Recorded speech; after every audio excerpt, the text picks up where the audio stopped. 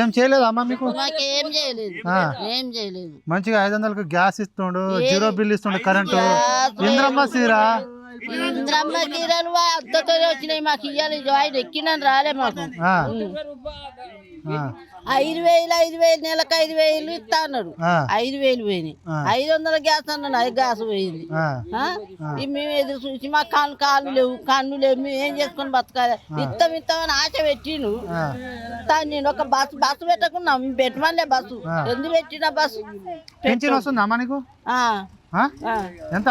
2,000. 4,000 ఇస్తాడుగా. అదే 4,000 అంటలేనా? 4,000 ఇస్తాను, 4 లేవు, 5 లేవు, 3. కేసీఆర్ ఉన్నప్పుడు ఎట్లా ఉండదు? కేసీఆర్ ఇచ్చినాయి, ఇప్పుడు ఈ 2,000. ఆయన పరిపాలన ఎట్లా ఉండే? అప్పుడు ఆ రోడ్లు వేసిండు మంచిగా, అందరికి సాఫీగా మంచిగా అన్ని రైతు బిల్లు పైసలు కూడా వచ్చినాయి. ఇప్పుడు ఏం లేదు, ఏం లేదు. ఎందుకు ఎక్కిండో, ఎందుకు ఉన్నది నాశనం చెప్తాను. వచ్చి ఇంకా 10 సంవత్సరాలు నేనే ఉంటానని చెప్తానమ్మా. మేము అట్లా ఏమవుతాం, చెప్పులు అనుకుంటాం. ఏమనుకుంటారు? చెప్పులే. కాంగ్రెస్ పరిపాలన మంచి లేదమ్మా, పాత కాంగ్రెస్ లేదు. మళ్ళీ ఎవరు వస్తే మంచిగా ఉంటుంది? మళ్ళీ కేసీఆర్ రావాలి మాకు. కేసీఆర్ వస్తేనే మాకేమన్నా తప్పకుండా ఆయనే తప్పకుండా వస్తాడా? అంతే. ఏం చెప్తాను వచ్చి ఏం నాశనం చేసిండమ్మా?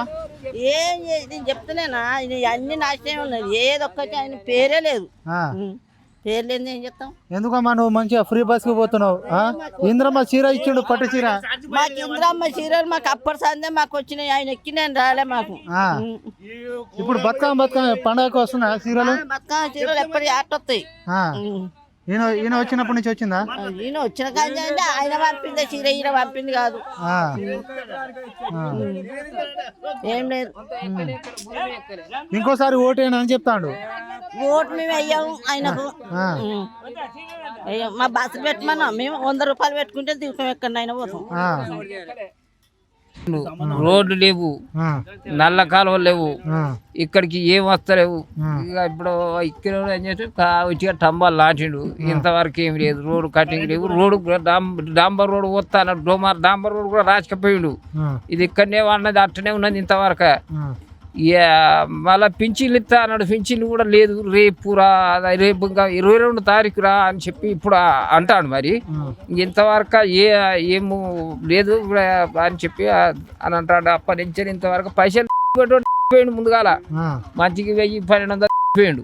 కాంగ్రెస్ ప్రభుత్వం వల్ల అంటే ఈ కాంగ్రెస్ ప్రభుత్వం మంచి లేదా? ఇది మంచిగా లేదు, మంచిగా లేదు. ఈ కాంగ్రెస్ మంచిగా లేదు. ఇప్పుడు వేసిన ఓటు పని చేయలే. అప్పుడు కేసీఆర్ వేసింది, ఇప్పుడు రోడ్లు పోసిండు, బ్రిడ్జులు పోసిండు, నీళ్లు తెచ్చిండు. నీళ్ళు ఇంతవరకు నీళ్లు నడుస్తున్నాయి. ఆ నీళ్లు ఇప్పటికి కూడా నడుస్తున్నాయి. ఆయన ఒప్పుకున్నాయి, కరెక్ట్ చేసిండు. ఇప్పుడు మా సొంటలకు మాకు పని చేస్తా తెలియదు.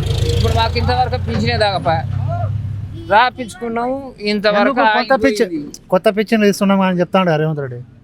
ఏది ఇంతవరకు లేదు లేదు అంటారు. ఇప్పుడు ఎంత 4 నెలలు అవుతుంది రాపిచ్చి. ఆ మీందోడు మీంది పైసలు తగ్గిపోయిండు.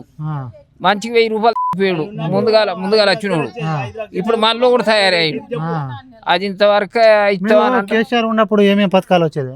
కేసీఆర్ ఉన్నప్పుడు 5 లక్షలు ఇచ్చేది. మంచిది వస్తే 5 లక్షలు తప్పకుండా వచ్చేది.